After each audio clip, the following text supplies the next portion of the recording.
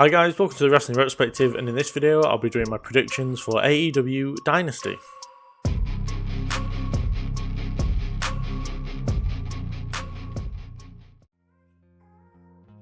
So starting off with the 0 hour, we have Orange Cassidy and Shibata taking on Shane Taylor and Lee Moriarty. For me, I think it's a pretty easy prediction to make. I feel like Cassidy and Shibata are going to get the win here, as I feel as though we're trying to build towards Trent and Cassidy kind of coming to blows at some point, but I think it'll happen on a Dynamite and probably not on a pay-per-view. But for that, we need Cassidy to have some kind of momentum. Plus, Shane Taylor and Lee Moriarty, like as much as they've been on TV more recently, more than they probably ever have been, they have been losing a lot. I know they beat Hook, Jericho and Shibata a few weeks ago, but you know that was to more extend the story between Hook and Jericho, which we'll talk about in a bit. But yeah, for me, I just can't see Shibata and Orange Cassidy losing this match. So yeah, I've got Orange Cassidy and Shibata to get the win here. Following that, we have Trent Beretta taking on Matt Sydal on the 0 hour as well. I think this is pretty straightforward to predict as well, like the previous one. I think Trent's going to get the win. He has very recently turned heel, and it makes the most sense for AEW to be building upon that right now and have him beat Matt Sydal. I don't think Matt Sydal will be hurt by the loss at all, as he's kind of stuck in that role of just losing to people to get them over anyway. So yeah, just pretty simple here really, but Trent Beretta, new heel, to get the win at the same time that Cassidy and Shibata, who he kind of has feuds with, also get the win earlier in the night or later, depending on when the matches go on. But yeah, pretty easy to predict Beretta to get the win.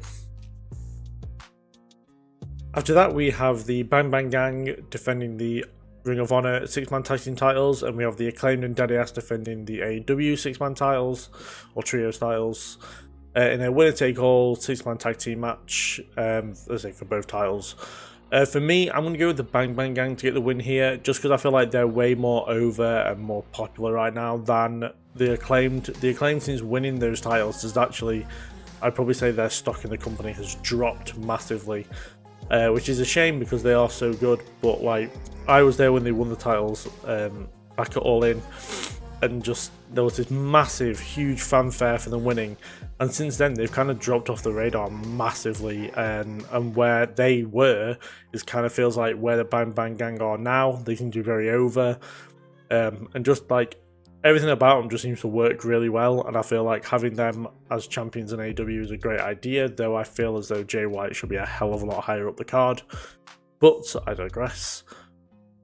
But yeah, I feel like it's going to be a really fun match to have on the 0 hour, but for me, I can't see, similar to the starting match, I can't see the Bang Bang Gang losing here, as I feel like the Acclaimed have completely ruined them titles, and just the kind of, I don't know, they kind of had a good prestige going in with the Elite, Death Triangle, House of Black, and they've kind of squandered that a bit. They don't feel as prestigious as they once were, and I feel like the Bang Bang Gang can bring that prestige back to the trio titles. So as I said, for me, I have the Bang Bang Gang to become the new AEW trio champions and to retain the Ring of Honor 6-man championships. So the match I assume will go on first, but it could be any of them really. I think I would put on anyway Okada versus Pac. Okada is defending the Continental Championship in this match, and I think he's going to retain here. I feel like his reign has only just started. I don't think he's defended it since winning it from Eddie Kingston, and I don't feel like he's going to lose it to Pac here, which is a shame, because as a Brit and as such a big fan of Pac, I would rather him win, especially as I was hoping that we were going to get this match All In for the Continental Championship, but clearly that's not going to be the case. So I've got to think about what Pac is actually going to be doing at All In. But yeah, I feel like he's going to be one of the better matches of the night, if not the match of the night, and steal the show from the beginning. I'm very, very excited to see how this goes down. But yeah, I can't see Okada losing the championship here, as much as I said I do want Pac to win. So I don't know, as I said, I think it's a match I'm definitely looking forward to, but I really don't have much to say on this one, just because the build hasn't been that good. And then, yeah, because it's a new reign, I just can't see Okada winning here, unfortunately.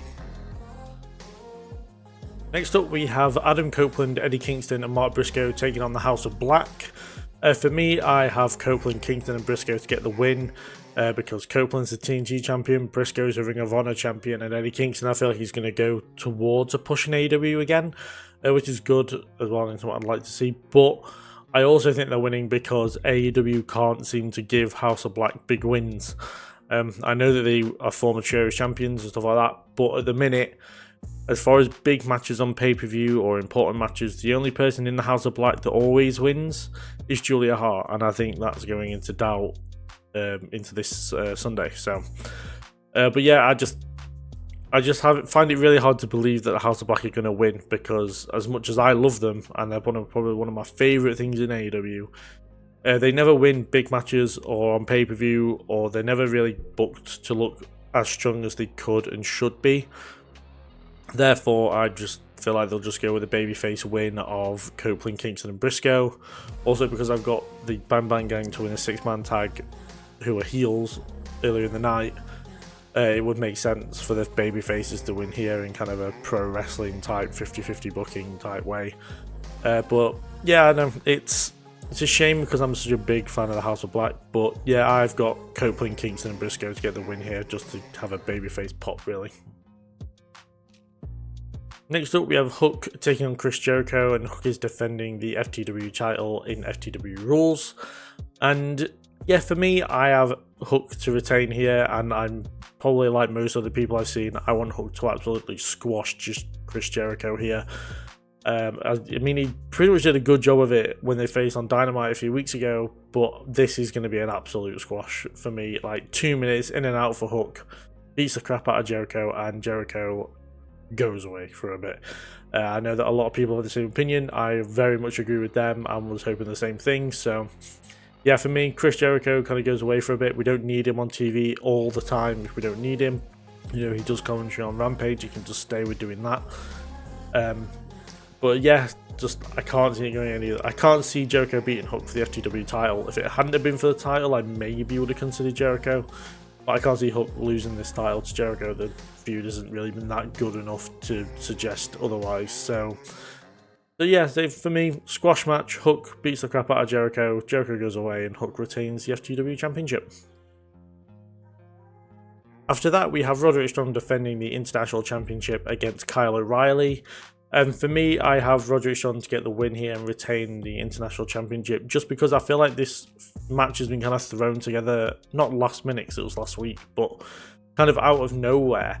You know, I thought they were going to carry on this friendly kind of, Kyle O'Reilly isn't in the group, but kind of is. Him and Strong are really friendly together for like a few months. But no, within weeks of Kyle O'Reilly returning, we have Roderick Strong turn on him, and yeah, we have the match at Dynasty. It's a match I'm not particularly invested in. It'll be good to see Kyle O'Reilly on pay-per-view again. I'm very happy that he's back again after his injury, but I can't see him winning the title here. I felt when Strong won the title at Revolution, I assumed that he was going to hold it for a very long time. But they seem to be rushing this Undisputed Kingdom and all the stuff they wanted to do, like Wardlow losing the world title match. I think was a huge mistake, and I think that has lost a huge amount of momentum for the group itself and just the storyline in general.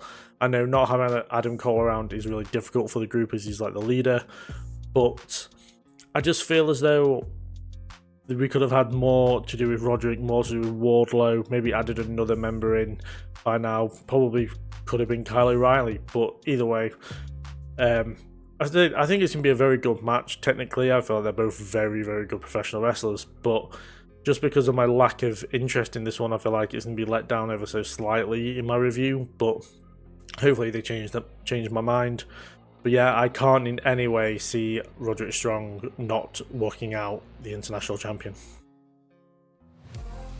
After that, we have Julia Hart defending the TBS Championship against Willow Nightingale, and for me, I have Willow Nightingale to become the new TBS Champion based on 2 words alone: Mercedes Moné.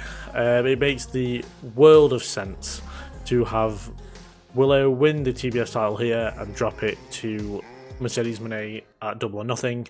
The fact that they're leaving Moné's in-ring debut to Double or Nothing is ridiculous.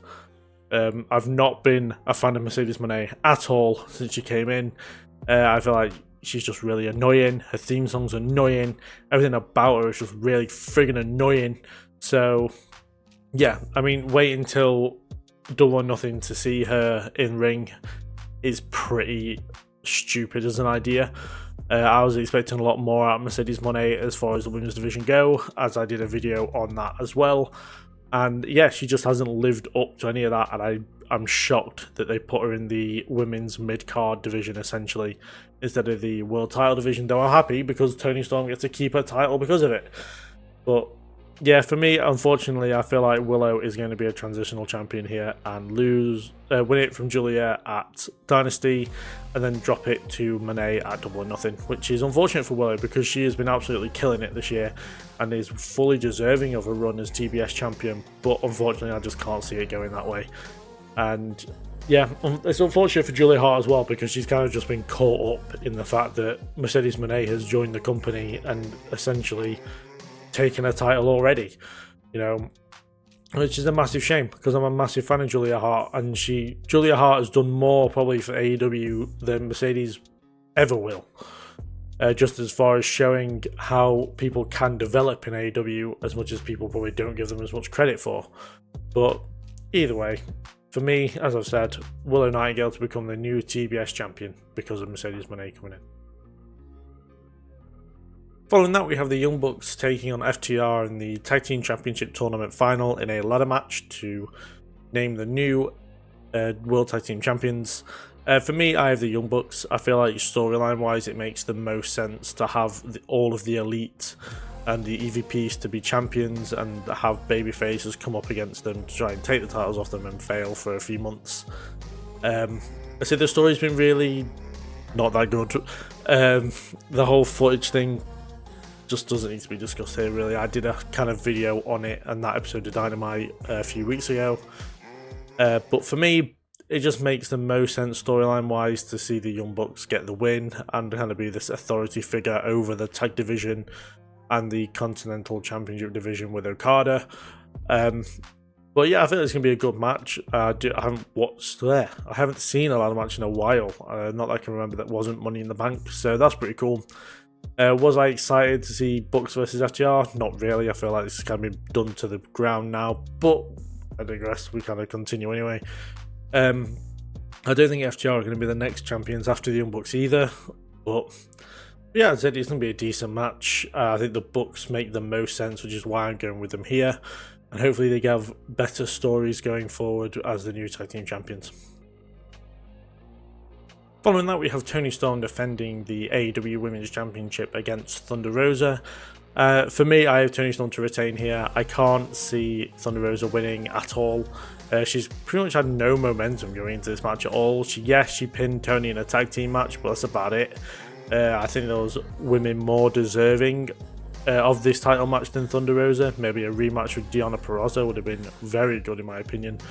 But personally, I don't really rate Thunder Rosa, so maybe it's a bit of personal going into the match as far as I'm not liking Thunder Rosa at all. But yeah, for me, it makes the most sense to have Toni Storm retain the title here and carry on her fantastic run as AEW Women's Champion. As far as Double or Nothing goes, I don't know who she defends against next. I would like to see a certain Jamie Hayter return at this pay-per-view, but actually I'd rather her return at Double or Nothing and get a title match at All In, so then I can see Jamie Hayter live because I'm going to All In. So, but that's personal preference anyway. Maybe have a Britt Baker return or something, or Chris Statlander maybe against Toni Storm at Double or Nothing. But either way, for me, this match, I can't, like a lot of the other matches, I can't see Toni Storm losing the title here. I don't think Thunder Rosa is enough of a built-up opponent to have her beat Toni Storm after such an impressive run. So yeah, for me, Toni Storm to retain the Women's Championship and continue just the fantastic run that she's on at the minute. So in what will be, I assume, everyone's choice of match of the night, we have Will Ospreay taking on Bryan Danielson. Yeah, for me, this is going to be an incredible match. I'm worried that the hype is almost too to a high level that they won't deliver, but I feel like they definitely will. Like, it's very weird. It's like they're either going to severely underdeliver or like exceed everyone's expectations and just put on like a match of the year candidate. But either way, I think it's going to be an incredible match. But for me, I have Will Ospreay to get the win here for 2 reasons. Number 1, I think they're going to continue the feud between the BCC and the Don Callis family after Dynasty, going into Double or Nothing. Whether that results in some kind of stadium stampede, which is a kind of Double or Nothing tradition at this point, or something I'm very excited about, they do Ospreay versus Moxley at Double or Nothing, which would be huge, but it would mean that Moxley would have to lose to Ospreay, which also works because in New Japan, they Moxley and Ospreay had a match in 2022, and Moxley beat Ospreay. So if Ospreay beat Moxley at Double or Nothing, that will put them at 1-1. But it also means that Ospreay will be in a very good position to possibly challenge for the World Championship at All In, which I feel like is something they should be building to. Because if you're going to have Will Ospreay in AEW and you're going to make him a big deal, you have him face the World Champion at All In front of all of his fans. And something I definitely want to see is Ospreay versus the winner of the World title match. So yeah, for me, I feel like they go with Will Ospreay to win because Danielson can recover pretty quickly from a win against Ospreay if it's such a good match. It won't really affect him in any way. Also, he'd be putting over a considerably younger talent in Will Ospreay, which I feel like is something Danielson would do. And Ospreay remains undefeated in AEW, therefore would put him in like the ideal position with the rankings to be challenging for the world title at All In. So yeah, I feel like that's the way it's going to go, or certainly the way I want it to go. Holy shit, getting Ospreay Danielson, Ospreay Moxley, Ospreay Joe or Swerve would be incredible for 3 pay-per-views in a row. So yeah, for me, I'm going to go with Will Ospreay in what will probably be a 100% match of the year candidate, in my opinion. And finally, what I assume will be the main event, we have Samoa Joe defending the AEW World Championship against Swerve Strickland. And for me, you've got to strike while the iron is hot. The iron has never been hotter as far as Swerve Strickland goes. So I am going to go with Swerve Strickland to become the new and first African American World Champion for AEW. I feel like it's going to be a huge moment. It's why I kind of don't want Ospreay and Danielson to go on too close to this. I'd probably have like Okada and Pac start, Ospreay and Danielson in the middle, and Swerve and Joe at the end. So then they kind of each match gets this big moment for being such an incredible match, because this is going to be just as good as the other two in my opinion as far as matches of the night go. So yeah, I think it's going to be an incredible match. The story's been really good as well. It's been better than I thought it was going to be after the triple threat match. Do I expect a Hangman Page return? Hopefully not, because if he costs Swerve again, I will just go after Hangman Page when they come to London. I think I will be so mad. I think I would treat him the same as I treat Drew McIntyre. But I can't see that happening, hopefully. I feel like there's going to have a clean, solid match, and I would have Swerve become the new AEW World Champion. But also, it means that we get Swerve versus Ospreay, which is something I very much am hoping for come All In. And also, Swerve, though I know he's only holding it from May to August, I'm pretty sure that's over 100 days as far as from date to date, as far as Dynasty to All In goes, which is still a good reign. You know, most AEW World title reigns go over 100 days, so, you know, he wouldn't be seen as just a transitional champion or anything like that, like Pepsi Phil, getting only a few days for both reigns. But either way, I feel like it's going to be a great way to finish the show with Swerve on top. And yeah, just a good way to finish what will be an entirely good show in my opinion. But yeah, for me, as I said, Swerve to become the new AEW World Champion. So those are my predictions for AEW Dynasty. Do put in the comments down below who you think is going to win this Sunday, and which match you think is going to be match of the night, or matches in this case, because it could be, in my opinion, any one of 3. So, I mean, I hope you all enjoy the pay-per-view. I'll ask you to like and subscribe and share, follow the Instagram, follow me on Twitter if you want as well. But yes, I'll thank you very much for watching. As I say, hope you all enjoy the pay-per-view, and I'll see you guys in this video. I'll see you then.